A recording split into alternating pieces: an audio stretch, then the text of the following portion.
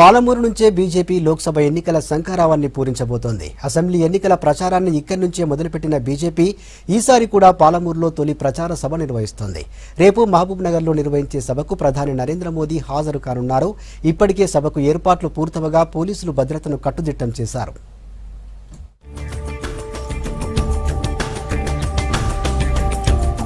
ప్రధాని నరేంద్ర మోడీ సభ కోసం పాలమూరు ముస్తాబైంది. సభ కోసం అన్ని ఏర్పాట్లు పూర్తయ్యాయి. అమిస్తాపూర్ దగ్గరలోని ఐటీఐ కాలేజీ గ్రౌండ్ లో బీజేపీ సభ నిర్వహిస్తోంది. పాలమూరు లోక్సభ చరిత్రలోనే మొదటిసారిగా 1999 ఎన్నికల్లో బీజేపీ విజయం సాధించింది. 2019 లోక్సభ ఎన్నికల్లో గెలుపును రిపీట్ చేసేందుకు ప్లాన్ చేస్తోంది.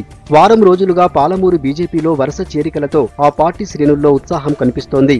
మాజీ మంత్రి డీకే అరుణ, ఎంపీ జితేందర్ రెడ్డి చేరికతో జోష్లో ఉన్న బీజేపీ మోడీ సమక్షంలో మరిన్ని చేరికలకు ప్లాన్ చేస్తోంది. ఖచ్చితంగా ఈసారి ఏది ఏమైనా 350+ మిషన్ తోటి ఈరోజు మరి ముందుకెళ్తున్నారు.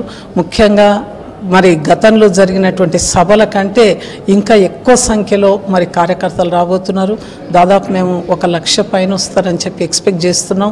మేము అరేంజ్మెంట్స్ చేసిన దానికంటే ఎక్కువ సంఖ్యలో ఫోన్లు వస్తున్నాయి. అత్యధిక మెజారిటీ తోటి అరుణ గారిని గెలిపించి పార్లమెంటుకు పంపాలని చెప్పి భారతీయ జనతా పార్టీ నిర్ణయం తీసుకోవడం జరిగింది.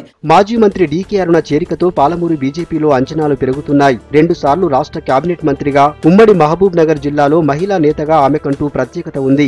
2018లో గద్వాలలో ఓటమి, కాంగ్రెస్ లో తన అనుచరులకు అన్యాయం జరుగుతుందని ఆ పార్టీకి గుడ్ బై చెప్పి బీజేపీలో చేరారు.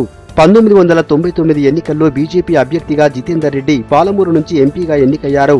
2014లో టీఆర్ఎస్ నుంచి కూడా గెలిచారు.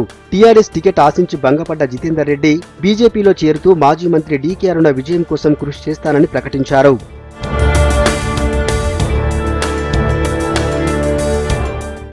టీఆర్ఎస్ టికెట్ ఇవ్వకపోవడంతో జితేందర్ రెడ్డిపై ఏర్పడ్డ సానుభూతిని, జిల్లాలో మాజీ మంత్రి డీకే అరుణ పట్టుతో గెలిపే లక్ష్యంగా బీజేపీ వ్యూహాలు రచిస్తోంది.